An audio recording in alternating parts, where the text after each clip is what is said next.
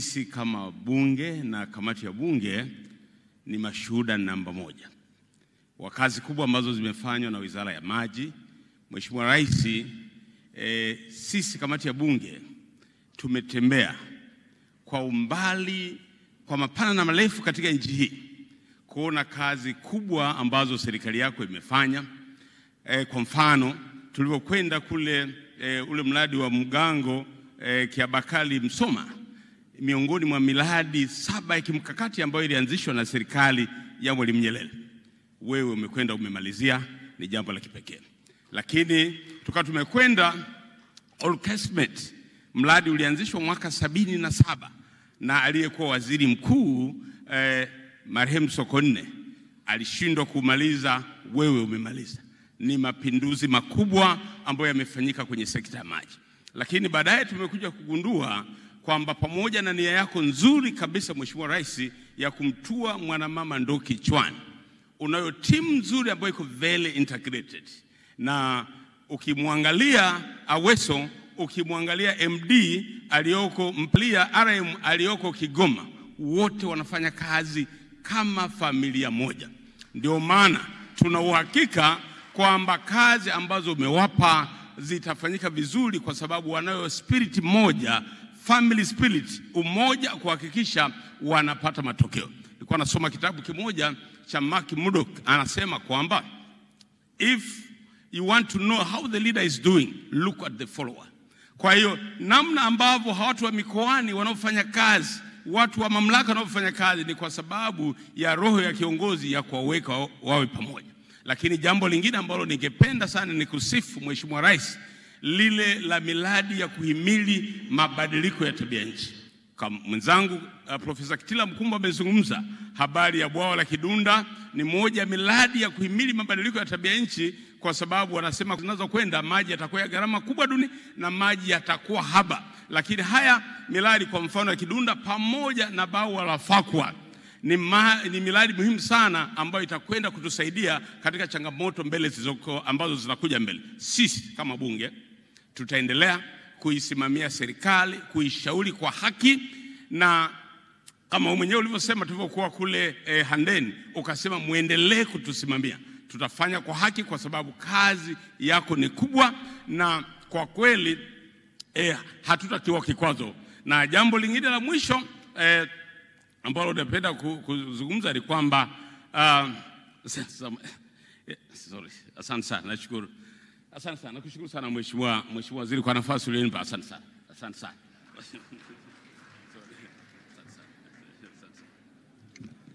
Mheshimiwa Rais wa Jamhuri ya Muungano wa Tanzania Daktari Samia Suluhu Hassan, Mheshimiwa Naibu Spika wa Bunge la Jamhuri ya Muungano Musa Zungu, Mheshimiwa kaka yangu Nathan Bereke, mkurugenzi mkazi wa World Bank, mkuu wetu wa mkoa wa Dar es Salaam kaka yangu Albert Charamila, my brother Dr. Azika, mkurugenzi wa Water Aid Africa, mwenyekiti wetu wa kamati na viongozi wote.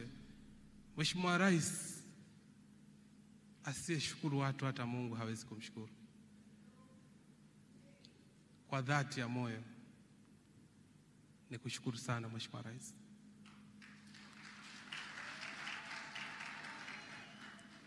Mheshimiwa Rais,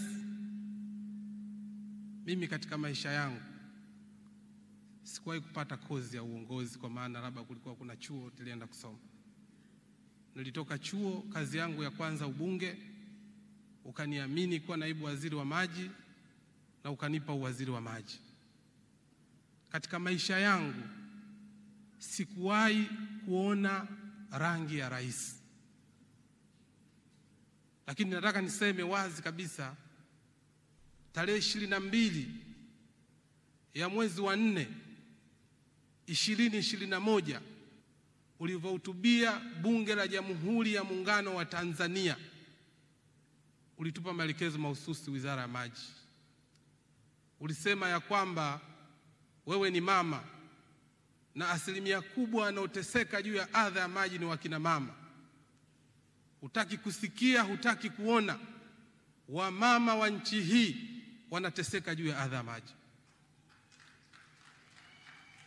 Mheshimiwa Rais, ulienda mbali zaidi, ukanitaka nisimame na ukaniambia maneno mazito ya kwamba kuna maneno ambayo unawaambia wenzako, ukinizingua tutazinguana. Mheshimiwa Rais, ulienda mbali zaidi, ukaniambia huridhishwi na utekelezaji wa miradi ya maji. Zimeletwa fedha nyingi katika Wizara ya Maji, lakini matokeo hayaonekani. Mheshimiwa Rais, niliapa na nilikaa na timu nzima ya management ya Wizara ya Maji, tukakubaliana swali moja tu ambalo nakumbuka niliwauliza, hii kazi mnaiweza, hamuiwezi? Waliniahidi wanaiweza.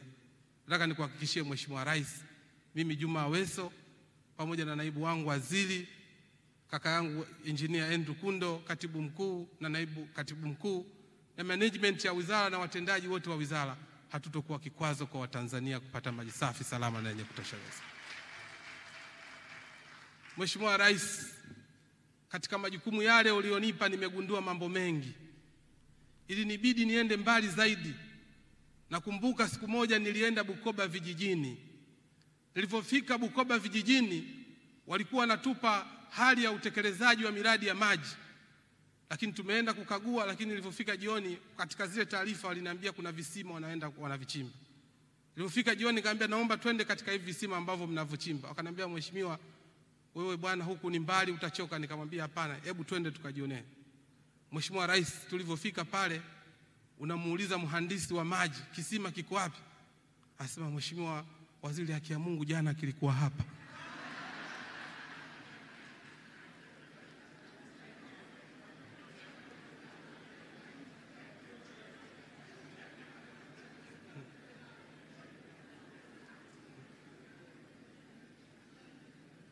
Mheshimiwa Rais, tulikwenda Njombe vijijini. Tulipofika Njombe vijijini, unakuta badala kuletewa mhandisi wa maji unaletewa technician. Nauliza, unapewa miradi ya utekelezaji, unamwambia hebu naomba kuna huu mradi naomba utupeleke. Hawapendi ile miradi mingine ambayo haipo, unakuwa na taarifa zinginezo. Tumefika mradi umetolewa zaidi ya milioni 500, lakini hautoi maji. Unamuuliza, hapa ili eneo la Njombe ni eneo la baridi, unaikaje sola? Na hapa mlidesign mkasema kwamba mnaweka injini ya dizeli ili watu waweze kupata maji. Kwa nini hamkufanya hivyo? Ananiambia Mheshimiwa Waziri, naomba unisamee, nimegafilika. Tumekwenda Shinyanga vijijini, Mheshimiwa Rais. Tumefika pale usiku, mhandisi wa maji anahangaika akutane na wewe kiongozi. Namwambia hapana, muda usiku umekwenda, tutakutana na site.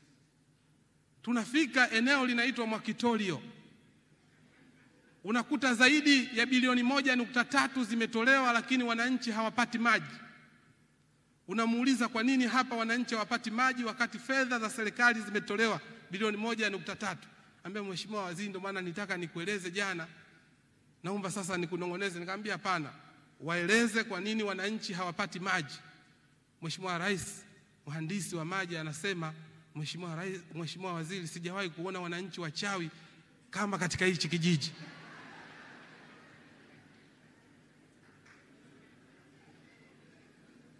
Mheshimiwa Rais, namuuliza unasemaje?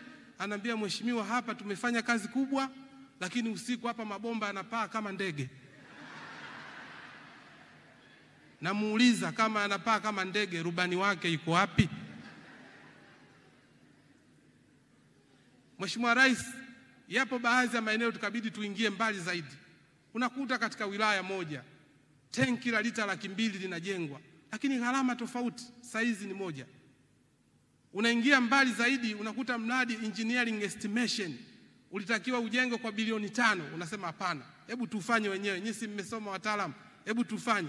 Mheshimiwa Rais, mradi ambao ulitakiwa ujengwe kwa bilioni 5 tumejengwa kwa bilioni 1.5.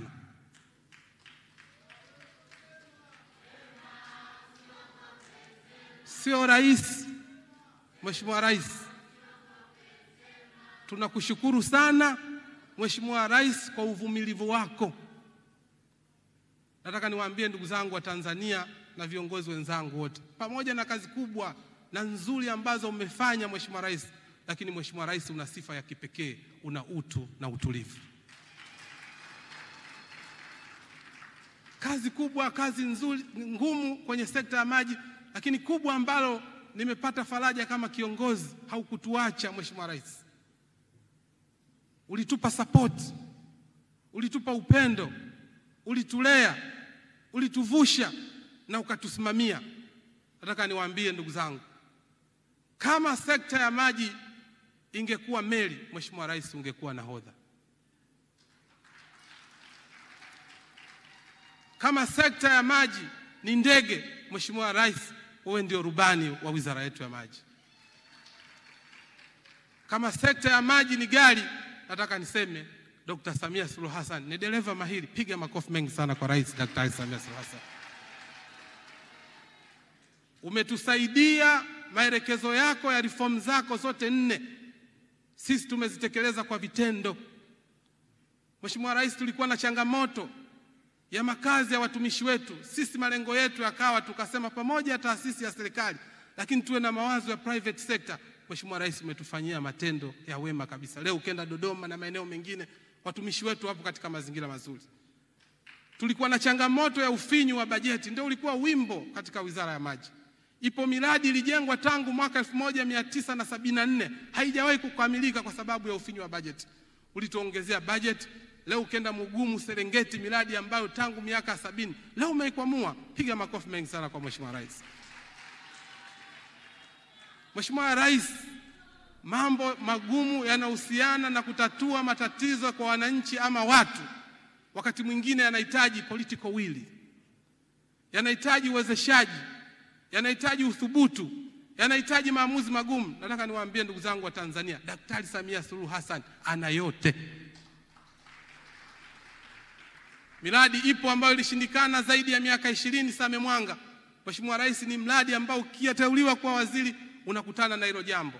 Nataka niseme mradi wa Same Mwanga ulikuwa mfupa mgumu, lakini kwako uliugeuza biskuti. Piga makofi mengi sana kwa Mheshimiwa Rais. Nataka niseme ndugu zangu wa Tanzania, Daktari Samia Suluhu Hassan ni suluhu ya matatizo ya Watanzania. Daktari Samia Suluhu Hassan ni suluhu kwa matatizo yaliyoshindikana kwa miaka yote. Piga makofi mengi sana kwa Mheshimiwa Rais. Mheshimiwa Rais, sisi tunapata faraja kutokana na sapoti kubwa ambayo unaoifanya, lakini kwa dhati ya moyo nikushukuru pia kwa kunipa wasaidizi wazuri. Kaka yangu Engineer Andrew Kuno amekuwa mstari wa mbele kuhakikisha kwamba dhana na dhamira ya kumtoa mwanamama ndio kichwani inatimilika. Katibu mkuu wa wizara yetu ya maji Engineer Mwajuma, asante sana kwa kazi kubwa na nzuri unayoifanya. Naibu katibu mkuu wamefanya kazi nzuri, management ya wizara, lakini jeshi lako la wizara ya maji, lipo jeshi la angani, lipo jeshi la ardhini, lipo jeshi la majini. Nataka niseme jeshi la wizara ya maji ni noma sana. Piga makofi mengi sana kwa jeshi la wizara yetu ya maji. Tunataka tukueleze Mheshimiwa Rais, jambo la mama sisi ni jambo letu. Watendaji wangu wa wizara ya maji, najua kuna kipindi nakuwa mkali, najua kuna kipindi wakati mwingine wapo walopoteza kazi. Nitumie nafasi hii niwaombe radhi sana. Sikufanya yale kwa sababu labda kufanya jambo gani. Nilifanya yale kwa sababu maelekezo ya Rais hayana mjadala, ni kuhakikisha ndoto inatokea. Leo mmekaa hapa mnafurahia, ni kwa sababu ya kujituma kwenu, na Mungu awabariki sana sana sana sana sana. Mheshimiwa Rais, kamati yetu ya Bunge, wadau wetu wa maendeleo na nchi wanachama, ulinipa nafasi ukaniambia nipite katika nchi zote hizo wanachama na wadau wetu wa maendeleo ambao tunafanya kazi. Mheshimiwa Rais, kwa kweli kila tulipokwenda tumepata fedha.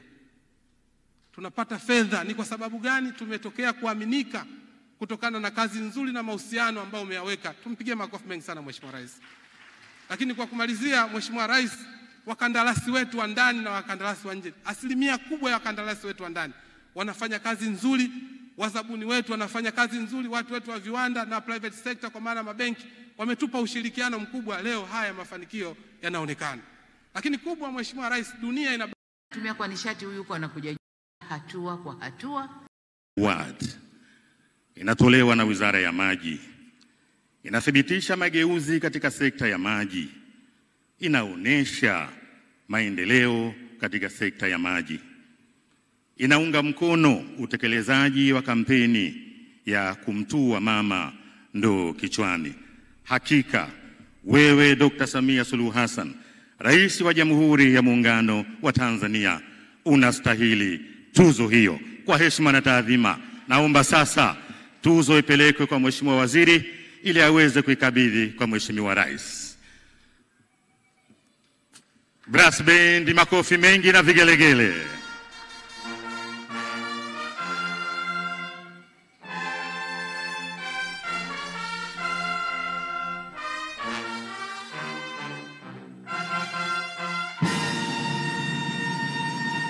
Asante. Kama tulivyowasikia wenzetu wa Water Aid, na wao pia wameandaa tuzo na walizungumza maneno mazuri hapa mbele yako Mheshimiwa Rais. Tuzo ya Kinarji Africa, the Pan Africa Water Sanitation and Hygiene Champion Award, inatolewa na taasisi ya Water Aid UK ya nchini Uingereza. Kupitia tuzo hii, Mheshimiwa Rais anateuliwa kuwa mlezi wa masuala ya maji barani Afrika, Pan Africa Water Champion. Inampa hadhi ya kumtua ndoo kichwani mama wa Afrika. Tuzo hii inaongeza sauti ya maji katika ngazi za wakuu wa nchi na serikali katika bara lote la Afrika. Inatambua mchango wa Mheshimiwa Rais kwenye sekta ya maji kimataifa. Inaimarisha ushirikiano wa kimataifa katika sekta ya maji.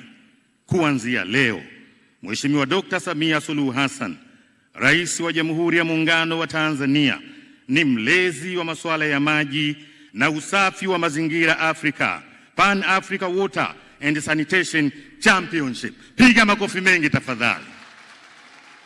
Na kwa kumalizia, kampeni ya kumtua mama ndoo kichwani sasa inavuka mipaka ya Jamhuri ya Muungano wa Tanzania na kuwa kampeni ya kumtua mama ndoo kichwani katika bara zima la Afrika. Makofi mengi sana.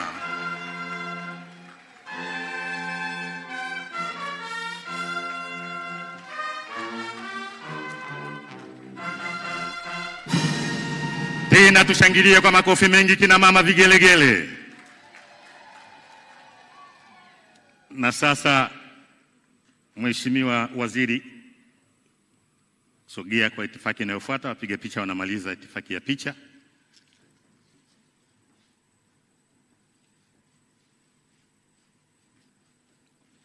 Haya, asante. Naomba turejee Mheshimiwa Rais kwa heshima na taadhima. Tusubiri sasa itifaki inayofuata. Mheshimiwa Rais, shughuli inayofuata, wadau wote ambao unawaona hapa wapo kwa ajili ya kukusikiliza wewe. Tuna wadau mbalimbali, viongozi wetu wa dini mpaka machifu wapo, mwenyekiti wao, viongozi wa chama, waheshimiwa marasi na wadau wengine wote. Mheshimiwa Rais, niseme neno nikukaribishe ili uweze kuzungumza nao. Karibu sana Mheshimiwa Rais. Nakushukuru Waziri, asante. Waheshimiwa, tukae.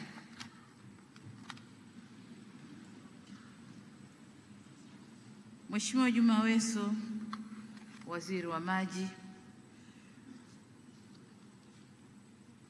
Mheshimiwa Naibu Spika wa Bunge la Jamhuri ya Muungano wa Tanzania, waheshimiwa mawaziri na manaibu mawaziri mliopo nasi, Mheshimiwa Mkuu wa Mkoa wa Dar es Salaam Albert Chalamila, nimeona na wakuu wa mikoa wengine wapo, Tanga nimemuona, Pwani, karibuni sana. Lakini tambue pia uwepo wa viongozi wa Chama cha Mapinduzi ngazi ya taifa pamoja na mkoa, mwenyekiti wa mkoa wa Dar es Salaam na timu yako, pamoja na uwepo wa vyama vingine vya siasa. Waheshimiwa wabunge mkiongozwa na mwenyekiti wa kamati na wabunge wa jiji la Dar es Salaam. Tambue pia uwepo wa makatibu wakuu na manaibu makatibu wakuu mliopo nasi. Nitambue uwepo wa Bwana Nathan Balete, kijana wangu, mkurugenzi mkazi wa Benki ya Dunia, thank you so much. Lakini pia nitambue uwepo wa Dr. Azika Yusuf wa WaterAid Pan Africa, thank you so much for being with us here.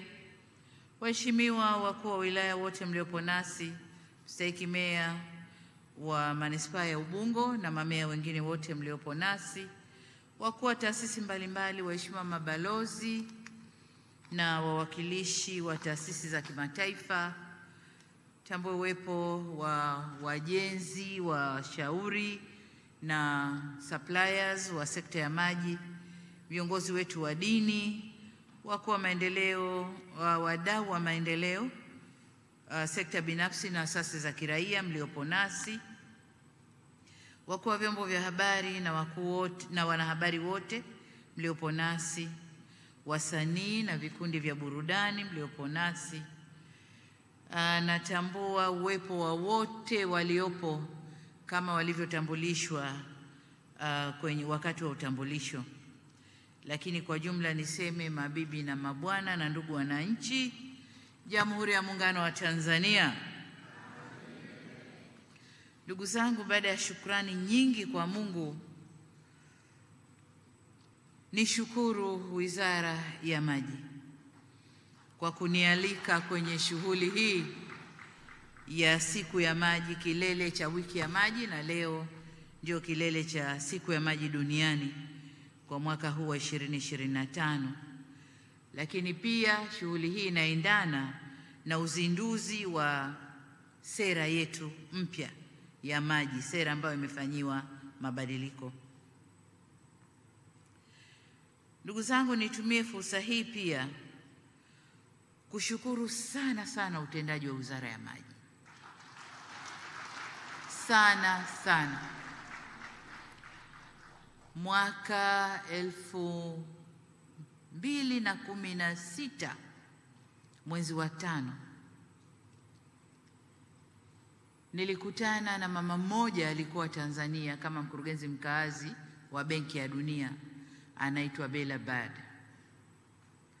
Katika mazungumzo nilikuwa nafanya naye kazi kwenye mambo ya kilimo na lishe, lakini tufanya kazi kwenye mambo ya mazingira, lakini pia kwenye maji.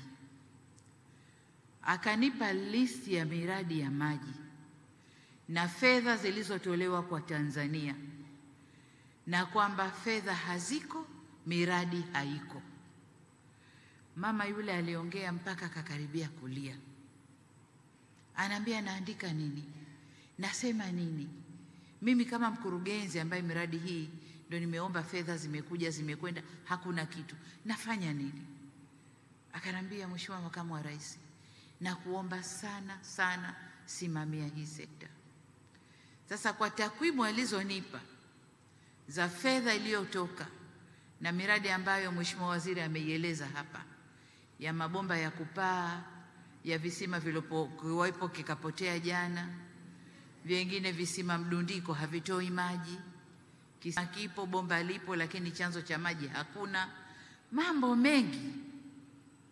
Na mimi baada ya mkutano ule nikaenda kwa bosi wangu na kumweleza yote niliyosema na yule mama, alichonieleza na takwimu zote. Akanambia, sasa makamu, simamia hii sekta. Simamia hii sekta, nitakuunga mkono kutoa bajeti ya haya mambo yaende.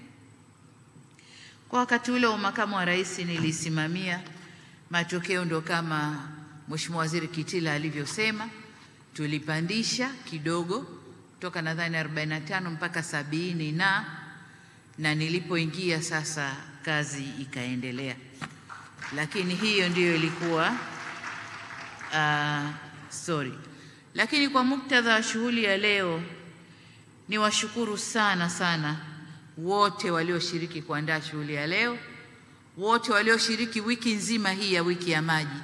Na ni kweli wiki ilifana, tulikuwa tunaona kwenye TV, tunaona miradi yote, maendeleo yote tulikuwa tunaona kwenye TV. Nishukuru sana vyombo vya habari kwa kazi nzuri mlioifanya kuonesha maendeleo ya sekta ya maji hadi leo kufika kilele. Sasa kwa hapa tulipo, ni washukuru sana vikundi vya burudani, kwaya ya wizara. Si rahisi ukachukue mainjinia uwaimbishe, lakini mainjinia hawa wenyewe wameamua kusifu kazi wanayoifanya na kusifu kazi yao, na washukuru sana. Lakini namshukuru pia balozi wa maji Mpoto, kweli ni balozi wa maji. Amesema miradi yote hapa na fedha zilizotoka, takwimu zote ziko kichwani. Lakini nashukuru wasanii wote waliokuja kutupa uhai hapa leo. Ndugu zangu, utekelezaji wa sera ya maji, sera ya mwaka 2002 hadi hapa ilipobadilishwa, imetufikisha tulipofika. Mambo mengi yamefanyika hatua kwa hatua, kutoka sera imeundwa mpaka hapa tulipofika. Tumekwenda na maendeleo hatua kwa hatua. Kabla sijaingia hapa nilizungushwa kuona maonyesho yaliyokuwepo. Nilianza kwenye mitambo na vifaa vya kutafutia maji na kupimia maji, nikaishia kwenye miradi mikubwa ambayo imetekelezwa na ambayo iko katika utekelezaji. Ni mabadiliko makubwa sana. Niseme tena, jeshi langu la sekta ya maji, hongereni sana, isaluti.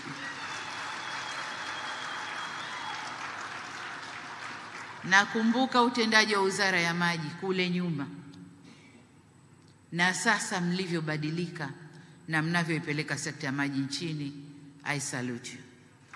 Hongereni sana. Ndugu zangu, leo nataka niwe mwalimu kidogo. Kuna watu wamesema kwamba pasipo na maji, au ni useme ule usemi wote, wanasema no water, no life, no blue, no green, na mimi nikaweka no nation. Sasa niwaombe wale wanaotuwekea picha hapa, hebu tuwekeni bendera ya taifa. Bendera ya taifa la Tanzania tuwekeni hapa.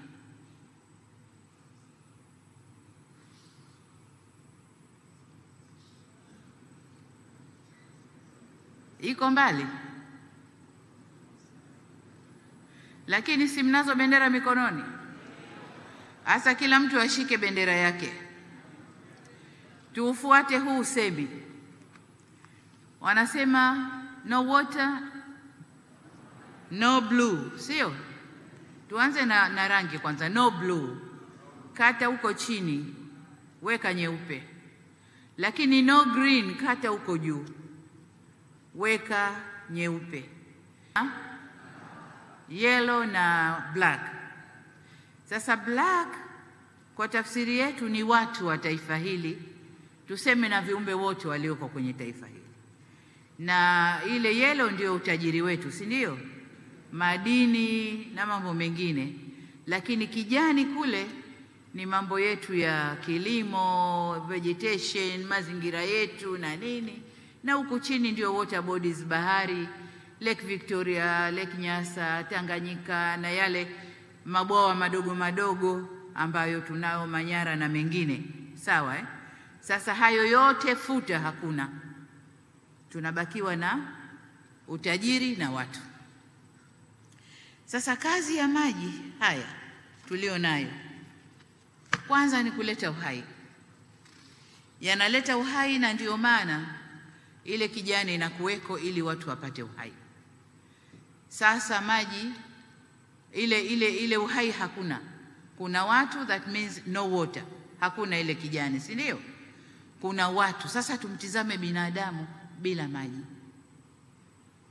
Binadamu bila maji. Wanasema unaweza ukaishi bila upendo, lakini huwezi kuishi bila maji. Unaishi, watu kadhaa wanakuchukia, lakini si unaishi bwana? Au chukiwa na watu wote, kama Mungu anataka kukupa uhai utaishi. Lakini kuwe hakuna maji, niambie unaishije? Hiyo ina maana kama hakuna maji, hakuna kijani, maana yake hakuna chakula. Dawa zinatokana na maji, maana yake hakuna dawa. Lakini pia maji yanatusaidia kwenye viwanda kuzalisha mambo mbalimbali viwandani. Bila maji, na ndio maana wawekezaji, la kwanza anauliza, unanipa site iko maji? Iko nishati, umeme upo? Kama hakuna, mimi sendi uko nitafutie eneo jingine. Kwa bila maji hatuna viwanda, hatuna uzalishaji, si ndio? Ina maana hakuna uchumi, hakukui kitu. Lakini zaidi hakuna ajira pia. Kwa wale viumbe weusi tuliowabakisha pale na mali zetu wako tu wamekaa hivi, hayo yote hakuna. Lakini pia hakuna nishati kwa sababu hatuna maji. Hakuna Nyerere Dam, hakuna Ruhuji, hakuna sijui bwawa gani lile tuanzalisha umeme, hakuna. Hakuna nishati, tuko kizani kabisa. Mchana usiku hatuna nishati yoyote, hakuna. Hiyo ndo dunia yetu ya Tanzania. Tumechukua bendera yetu kama taifa la Tanzania, tumetoa hivyo vitu, si sawa? Lakini pia tunasema maji ni utulivu wa nchi. Katika documentary mliona, sijui sehemu gani ile, maji hayatoki, watu walivyokuwa na hasira, si ndio? Wamemkasirikia waziri, hakuna maji hapa miaka 3 na nini. Lakini mmeshashuhudia ndugu zangu, maeneo ambayo maji yanapatikana kwa zamu, yanatoka kidogo kidogo, watu wameweka madumu hapo foleni.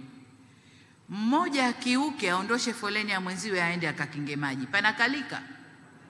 Na hiyo ni mfano mdogo mmoja wa site moja. Sasa semeni nchi nzima hakuna maji. Hapo hamna utulivu wa kisiasa wala hamna amani. Miradi ilikuwa haikamiliki kwa wakati. Gharama za miradi zilikuwa kubwa kuliko uhalisia na kasi duniani. Blue ile yote ile tunayoiona ndio kazi yake, ina support kijani kule juu, na ndio maana nyeusi na manjano zipo katikati. Kwamba haya mawili ndio yanatubeba sisi wote, ndio uhai wetu. Lakini tukikosa haya mawili, maji, lakini maji ina support uhai kule juu kijani, hakuna maisha. Kwa hiyo huu ndio umuhimu wa maji kwa Mtanzania. Na ndio maana serikali yenu tunafanya tunavyoweza, tunaweka bajeti ya kutosha, maji yapatikane. Mbali tu ya kumtua mama ndoo kichwani, lakini kulinda uhai na maendeleo ya taifa hili. Kwa sababu bila maji mengine yote hayo hayana maana. Taifa letu la Tanzania halina maana, no blue, no green, and therefore no nation, si ndio? Hakuna taifa tena hapo. Kwa hiyo huo ndio umuhimu wa maji ndugu zangu. Sasa tumetekeleza kwa kiasi kikubwa maendeleo ya maji kama yalivyosemwa hapa na watu mbalimbali. Na kwa ukweli kama nilivyosema, maji ni uchumi, maji ni ustawi wa jamii, maji ni usalama wa taifa kwa mapana yake, lakini maji ni maendeleo na uhai wa wanadamu. Na ndio maana maji yanafananishwa na viongozi wazuri katika dunia hii. Wanasema kiongozi mzuri lazima awe kama maji. Kwa nini? Kwa sababu maji ukiyatumia kusafisha, yanasafisha vitu vyote bila ubaguzi na bila hukumu. Hata nenda kayakere maji saa 3 asubuhi, nenda kayakoroge, yatie uchafu nini. Sasa sogea pembeni tu kwenye maji masafi, nenda kaoshe miguu yako, itakusafisha, hayana kinyongo. Na kiongozi anatakiwa awe hivyo, usafishe watu wote bila kusema huyu hakunipa kura, huyu alinitukana, huyu alinisema. Hapana, kiongozi mzuri ni yule anayehudumia watu wote, na hiyo ndio sifa ya maji.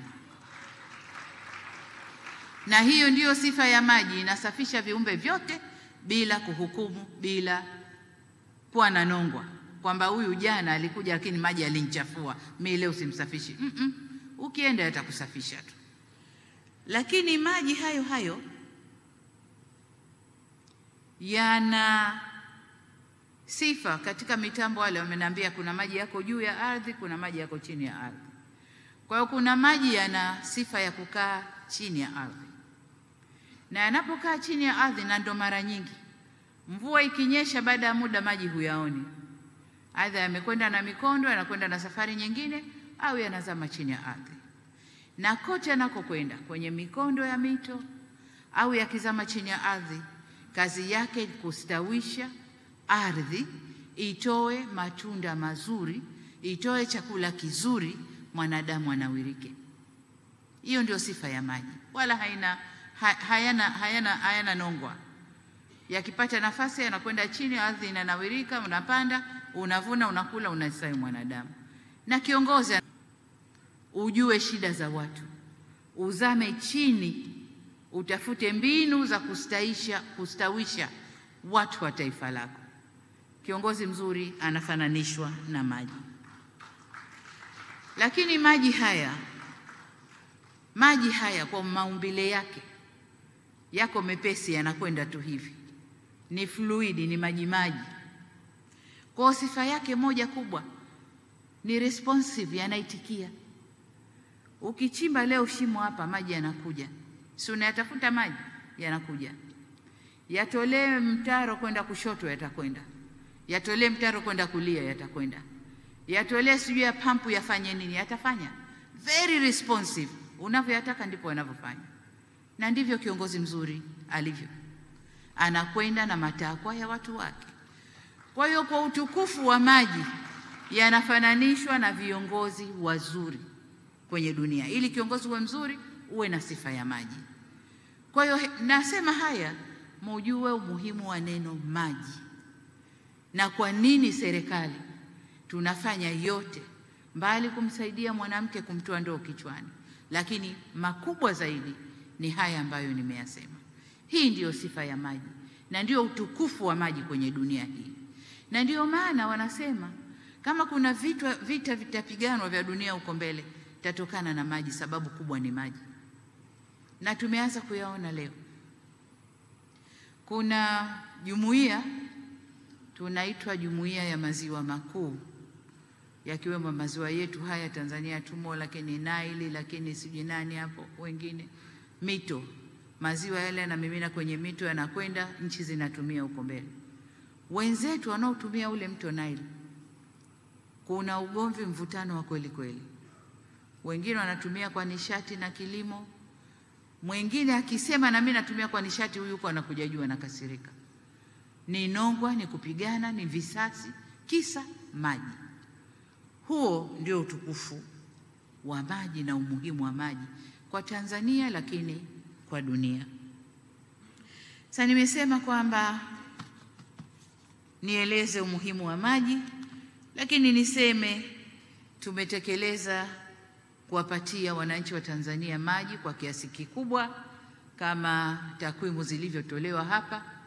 Vijijini tuko 83%, bado 2% kama tulivyotumwa na ilani ya Chama cha Mapinduzi, lakini kwa mijini nadhani tumeshapita 95, tunakwenda mbele zaidi, na miradi kadhaa bado tunaendelea kuitekeleza.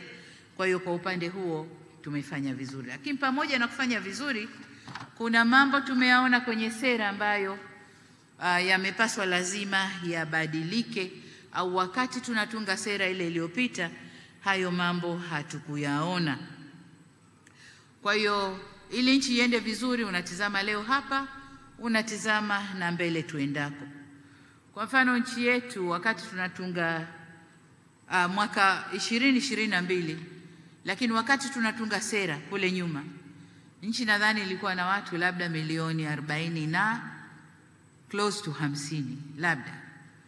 Lakini mpaka mwaka juzi 22, wakati tunafanya population census, ile sensa ya hesabu ya watu, tumepata karibu watu milioni 62, karibu milioni 62, ukiacha wale ambao labda kwa njia moja au nyingine hatukuwa hesabu, 62. Lakini inakadiriwa ifikapo mwaka 2050, tunapokwenda kufikia kikomo cha dira yetu ya hii mpya tunayoitunga, tunakadiriwa Tanzania tutakuwa mara 2 ya tulivyo sasa, karibu watu milioni 121. Sasa kwa kuangalia hilo, lazima sera yetu ya maji na yenyewe ibadilike kuendana na ongezeko la watu. Lakini kuna masuala ya usalama wa chakula, kuna masuala ya mabadiliko ya tabia nchi ambayo kwa kiasi kikubwa yanakwenda kutuathiri katika upatikanaji wa maji au kuathiri vyanzo vyetu vya maji. Kwa hiyo inabidi na yenyewe tuyaangalie kuanzia sasa. Kuna masuala ya mabadiliko ya siasa za dunia. Ndio kama ilivyosema, maji yanakwenda kuwa siasa muhimu sana ya dunia. Ukiacha ya sasa hivi mafuta na gesi na mambo mengine, lakini maji yanakwenda kuwa siasa kubwa duniani. Kwa hiyo inabidi tuiangalie kuanzia sasa na tuwe na sera inayotuelekeza kuelekea huko. Kwa hiyo hayo ndiyo ambayo yamewasukuma watu wa sekta wa maji, pengine mipango na uwekezaji, uandaaji wa dira na sekta nyingine kama kilimo, kukaa na kuangalia marekebisho au maboresho ya sera yetu ya maji. Kwa hiyo mambo mengi yameangaliwa katika sera ile, na mimi nataka niwapongeze sana sana sana waliokaa na kutengeneza sera hii mpya ambayo wameifanyia maboresho. Nataka niwapongeze sana. Sasa pamoja na kazi kubwa iliyofanywa, mimi nataka nisisitize mambo yafuatayo. La kwanza, kuimarisha usalama wa maji yetu. Tumeshafanya kazi kubwa sana kuvuta maji, kuweka kwenye matangi na kuhakikisha maji yanakwenda kwa watu. Watu wanapata maji ya kutumia. Lakini maji haya, vyanzo vinavyotoa haya maji vinahitaji kulindwa. Na kazi ya kulinda si kazi ya Wizara ya Maji peke yake. Ni kazi ya kila Mtanzania kulinda vyanzo vyetu. Iwe vyanzo vya katikati ya misitu, iwe maziwa yetu, iwe vyanzo vyovyote vile, lazima tulinde vyanzo vyetu. Na kwa maana hiyo, moja katika sifa ya kulinda vyanzo vyetu ni kulinda mazingira yetu. Ni kutokata miti ovyo. Ni kufanya yale yote ambayo tutakwenda kulinda vyanzo vyetu vya maji. Lakini pia kulinda miundombinu ile ambayo tumejenga kwa gharama kubwa kupeleka maji kwa wananchi, na yenyewe inatakiwa kulindwa ili upatikanaji wa maji uwe wa usalama na wa uhakika. Sababu tukiruhusu mabomba yapasuliwe njiani, hatujui yale mabomba yanayopasuka nini kitaingia ndani ya maji. Watu wetu wanakwenda kupata maji ya aina gani? Je, hakuna mizoga itaingia kwenye mabomba? Kwa hiyo kuna usalama kubwa ya kulinda usalama wa miundombinu inayopeleka maji kwa wananchi, au usalama wa miundombinu inayotuletea maji tunayoitumia. Kwa hiyo la kwanza ni hilo la usalama wa maji yetu. Lakini la pili ni uhakika wa maji yetu. Tulinde vyanzo, tulinde miundombinu ili wananchi wawe na uhakika wa kupata maji. Uhakika na uendelevu wa kupata maji. Sasa hiyo nataka nirudie tena, sio kazi ya Wizara ya Maji peke yake. Ni kazi ya kila mmoja wetu. Halmashauri, sijui vijiji, nani, kila mmoja, kila Mtanzania tuna kazi ya kulinda ili tupate uhakika wa huduma hii ya maji.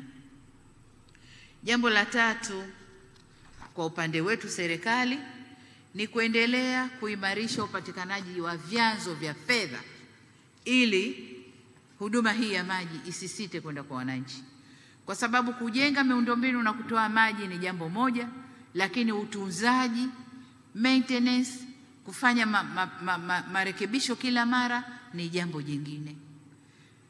Unaweza mradi mzima wa gharama kubwa ukasimama kutoa huduma kwa sababu tu kumeharibika kitu kimoja, wizarani wakwambia OC hairuhusu, fedha za maendeleo hakuna, kwa hiyo kwa sasa hivi na mwezi huu hatuwezi.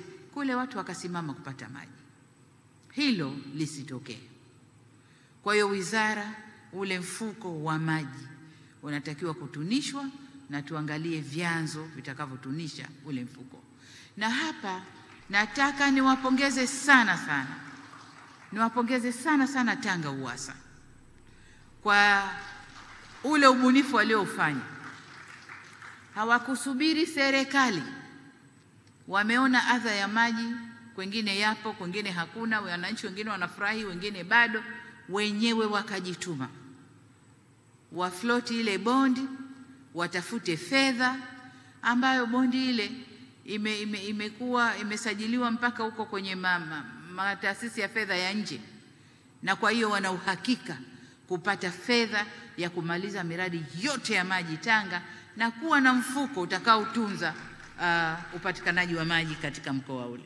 Kwa hii ndiyo aina ya fikra ambazo tunatakiwa tuwe nazo. Lakini ndani ya ulimwengu, ukiwacha ndugu zetu wa World Bank na wengine India, Korea na Germany ambao wanatupa fedha za maji, kuna mifuko hii ya mabadiliko ya tabia nchi. Nadhani wataalamu wa maji na wataalamu wa mazingira, kaeni muone jinsi mtakavyokuja na miradi au program ambazo zitatunisha mfuko wa maji Tanzania ili tuwe na huduma endelevu ya maji, na wale ambao kokote waliko basi tuhakikishe kama wanadamu, kama Watanzania wanapata huduma ya maji safi na salama. Jengine ambalo kwenye maonyesho nimeliona na nimefurahika nalo ni uvunaji wa maji ya mvua. Hili ni agizo la siku nyingi, ni agizo toka kakangu Magembe. Wapi Mheshimiwa Magembe? Yupo? Toka kakangu Magembe akiwa waziri tunahangaika na uvunaji wa maji ya mvua. Mimi safari yangu ya kwanza kuja Dodoma nilikuja kwa kazi mazungumzo ya uvunaji wa maji ya mvua, ndio nimeiona Dodoma. Wakati ule Dodoma kavu kweli kweli, kavu kweli kweli, ndio tulikwenda kuzungumzia kule, na mifano ya uvunaji wa maji ya mvua na ukavu na nini tukawa tunaoneshwa tukiwa kule Dodoma, lakini haikuleta matunda. Leo nimeona wizara wanaisimamia hasa kwenye ujenzi wa majengo mapya na taasisi za serikali, wamekuja na formula mpya. Wakati ule tupokuwa tunazungumza sisi, lazima upate mamitungi yaliyojengwa kwa konkriti ili saruji tungi kubwa, ilikuwa kambasa. Lakini nilichokiona nje leo ni matangi yetu haya ya kawaida tu, ni kufunga mabomba na mabati yako, unakinga maji yanaingia kwenye matangi, kama la lita 5,000 kama la lita 2,000 unajaza humo, unapata maji ya kutumia. Kwa hiyo wizara endeleeni na huo mradi, watu wakinge maji ya mvua, sababu wanasema kila tone la maji iwe umelitafuta au kalishusha Mungu, hilo tone lina gharama kubwa, litunze. Kwa hiyo lazima sasa high time tutunze maji ya mvua, pamoja na ujenzi wa mabwawa yale ambao tumewapa fedha nyinyi, tumewapa fedha Wizara ya Mifugo na Uvuvi, tumewapa fedha Wizara ya Kilimo. Kaeni mjuane mnajenga wapi, mabwawa yajengwe makubwa, madogo, mabwawa ya kimkakati ambayo wananchi katika shughuli zao mbalimbali za kiuchumi watatumia hayo mabwawa. Badala ya kila wizara kujenga kibwawa chake, kaeni pangeni mkakati, mabwawa yajengwe kimkakati ili wananchi waweze kuyatumia. Kwa hiyo la maji ya mvua jengine nalo ni jambo la kuliangalia. Na hapa nataka nipongeze. Kuna kipindi nilizunguka kwa wazalishaji wa sukari nchini. Wakati wananitembeza kwenye mashamba yao, nikakuta wametengeneza mabwawa haya, wamekusanya maji ya kutosha, kwa hiyo wana irrigate kwa kutumia maji. Kwa hiyo ni mfano mzuri na wakulima wengi wanafanya hivyo. Naomba lisimamiwe, tuvune maji ya mvua yatusaidie. Yale maji tunayotafuta kwa gharama kubwa tutumie kwa mambo mengine, lakini kwenye kilimo na mambo mengine, unyoshaji wa nyama, maji ya mvua yatusaidie kufanya hiyo kazi. Swala jingine ninalotaka kulisisitiza hapa na kulitolea agizo, sio tu kulisisitiza. Tunapozungumza usalama na uhakika wa maji, lazima tuwe na gridi ya maji ya taifa. Gridi ya maji kama tunavyokuwa na gridi ya maji gridi ya taifa ya umeme, ambao umeme tunaozalisha huko unakusanywa na halafu unagaiwa kwenye pembe tofauti maeneo mbalimbali ya nchi yetu. Kwa lazima tuwe na gridi ya maji ya taifa. Kama maji yatatoka Victoria, yatatoka Nyasa, yatatoka wapi, lazima tuwe na centers ambao maji yale yanakusanywa na mgao wake unatambulika kiteknolojia. Hapo tutakuwa salama, maji yetu tutayalinda vizuri na tutakuwa tuna uhakika wa kupata maji. Mungu ametupa maziwa yale, sio tu tupitishe meli na maboti tukavue tukafanyeje. Lakini haya pia ni matumizi mazuri ya rasilimali aliyotupa Mungu. Gridi ya maji ya taifa. Kitila, kwenye vision yako, gridi ya maji ya taifa. Inaweza isimalizike ifikapo 2030, lakini kwa kuwa kazi kubwa tumeshaifanya, kinachofuata sasa ni kutoa connection kwa zone ya kaskazini, wapi kutakuwa center. Kanda za juu kusini, wapi center. Katikati Dodoma, sijui Singida na Iringa, wapi center. Na zile center zitakuwa zina connection zake huko njiani huko. Na tutakapofanya gridi ya taifa, huku ya kifeli, ukame umepiga upande mmoja, upande mwingine kuna maji yanatumika kwa nchi nzima. Tutakuwa salama na tutakuwa tuna uendelevu wa huduma. Kwa hilo ni agizo langu, naweza nitoke sijalimaliza kulitekeleza, lakini nilikianza, anayekuja atamaliza. Hata mimi nimemaliza miradi ya nyuma chungu mzima, ndio nimemaliza sasa hivi. Kwa hiyo vizuri kuanza kuonesha njia na wengine waje wamalizie. Ndugu zangu, kwa ujumla niseme kwamba swala la maji linamgusa kila mwananchi na kila mmoja na wajibu wake.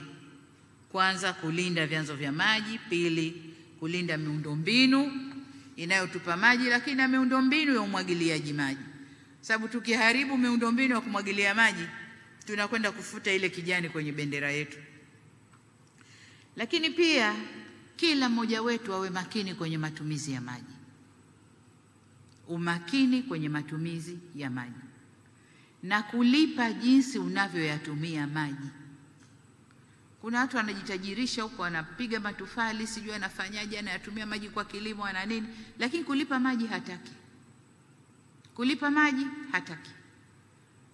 Na tusipolipa maji, tukawapa nguvu wizara na taasisi zetu zile za kina RUWASA na wengine, taasisi zetu za maji za kimikoa zile tusipowapa nguvu, huduma hii inaweza ikatushinda katikati. Kwa tulipe maji jinsi tunavyotumia. Na mimi nimefurahi katika teknolojia nilizoziona kule kwenye maonyesho, ziko zile ambazo kabla hujatumia maji unalipa kwanza, unatumia maji jinsi ulivyolipa. Na hilo ni agizo langu sijui la mara ya 4 leo, waziri. Nafurahi kwamba mmeanza kulifanyia kazi, mmeanza kusambaza teknolojia, lakini nimeona wabunifu wengi pale nje katika hilo. Fanyeni nao kazi, teknolojia isambae, mtu alipe maji jinsi, sio jinsi anavyotumia, anunue maji tuseme. Na hanunui kwa aweso, ananunua kwa mashine. Mashine haina urafiki wala huzungumzi naye. Kiasi unachotia ndio kiasi anachokupa. Zaidi ya hapo labda ulivunje, na ukilivunja litaacha kufanya kazi na maji hayatoki. Kwa hiyo waziri, sambaza hiyo. Sababu wakati mwingine mwanadamu lazima umsimamie. Na kusimamia mwanadamu ni ngumu mno. Urahisi wake ni rushwa. Ili mambo yende, tusimamiane wanadamu na wanadamu, bwana chukua chako niachie. Urahisi wake ni rushwa. Lakini usipotaka mambo ya rushwa, kumsimamia binadamu ni ngumu sana. Sasa tuwasimamie binadamu na mashine, binadamu na teknolojia, tuone tutafika wapi. Jengine ambalo sekta hii nataka mlifanyie kazi, na hasa kwenye hili la teknolojia, kuna vijana wetu wengi, wengine nimewaona hapo, wameanzisha taasisi zao za ubunifu, yani startups. Hebu washirikisheni, wagaieni mikoa. Nyinyi mnatengeneza mashine za kununua maji, hebu shughulikeni na ukanda huu. Wapeni nyenzo, wasaidieni, watengeneze, mtoe elimu kwenye huo mkoa mkisaidiana nao, ili ule ubunifu wao, biashara yao iende kwenye mkoa. Na hiyo itarahisisha kwamba mkoa ule unajulikana, ni kampuni 1, 2, 3 zinahudumia mkoa ule. Tatizo limetokea, kampuni ziko za Watanzania ziko pale, zinakwenda kutoa solution kule wanakotoa huduma. kuliko hivi za kuagiza.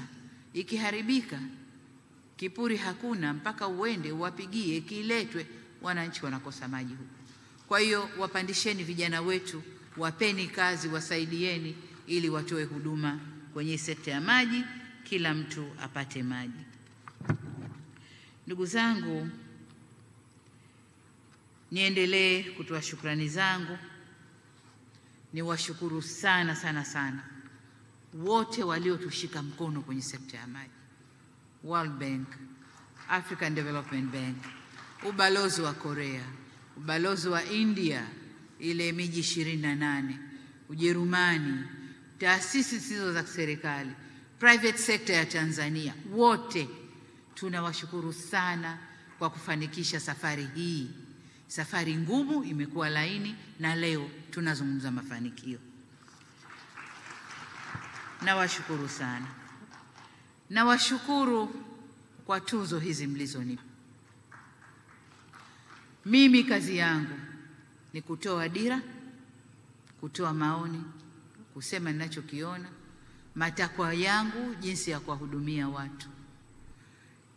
Na la pili ni kuzungumza na hao wadau wa maendeleo, kubishana na kina Nathan hapa, wazitoe fedha ili tukatekeleze miradi ya maji. Ndio kazi kubwa niliyoifanya. Lakini kazi ya kuchimba, kujua maji yako wapi, kuweka mabomba, sijui kufanya ufundi gani, nikta. Na washukuru sana. Sana sana sana. Na kwa maana hiyo, nilipokuwa naangalia maonyesho pale, nilipewa litunzo linafika hivi kama sanamu fulani hivi, la tangi la maji lina magurudumu, lakini na hapa tunzo nilizopewa mmeziona, nami nazidedicate kwenu, timu ya maji Tanzania.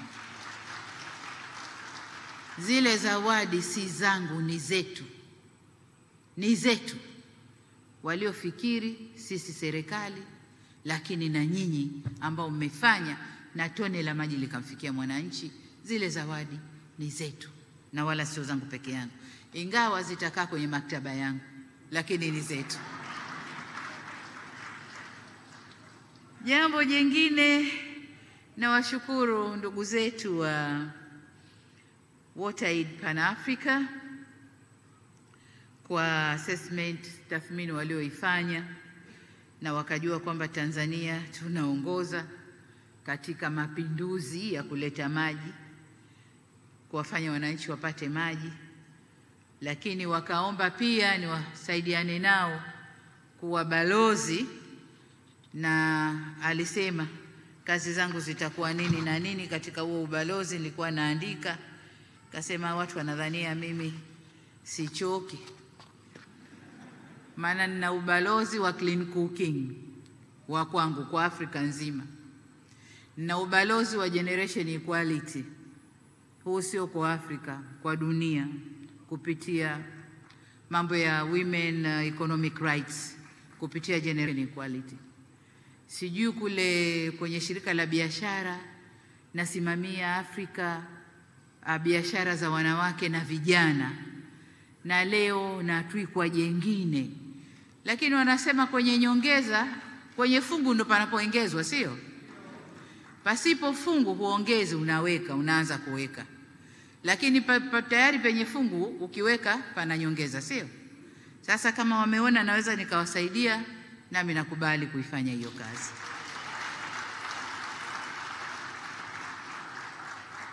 Nitasaidiana nao kwa moyo mmoja, make mwanadamu hayuko Tanzania peke yake.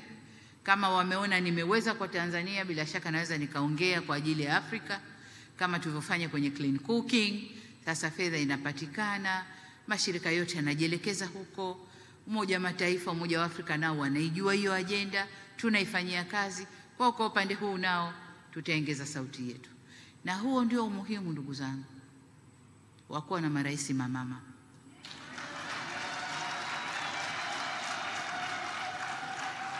Manake tunajua hardship inayotupata. Ukiwa jikoni, ikiwa maji hakuna, ikiwa nini, tunajua yanayotokea huko. Na thank God jana tumemwapisha mama mwingine Namibia. wakati tunasubiri wenzangu wakaniuliza, sasa unaelekea wapi, tujitayarishe? Nikaambia sijajua, lakini nadhani atakuja watatu. Kwa hiyo tuungeni mkono ili tuweze kuyafanya haya kwa manufaa ya Afrika na manufaa ya wanadamu wote duniani. Ndugu zangu, baada ya kusema hayo, niseme sasa niko tayari kuizindua sera ya taifa ya maji ya mwaka 2002 lakini toleo la 2025. Jamhuri ya Muungano wa Tanzania. Melala. Melala. Mnasinzia? Jamhuri ya Muungano wa Tanzania. Asanteni sana. Naomba makofi mengi kwa Mheshimiwa Rais. Makofi mengi tena na vigelegele. Haya, sasa ili tupate picha nzuri, wengine wote tukae. Kuna wenzetu wanatupeleka live vyombo vingi vya habari. TBC wako live, Channel 10 wako live, Crown Media live, mitandao ya kijamii iko live. Kwa heshima na taadhima, Mheshimiwa Rais, naomba niruhusu nianze kuhesabu na hatimaye utaweka kiganja chako hapo katika kifaa. 3, 2, 1. Tutulie, tutaangalia kwenye screen.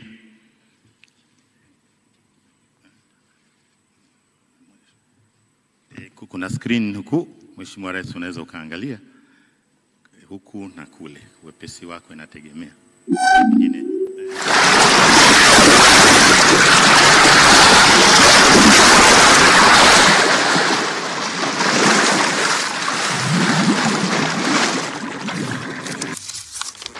brass band.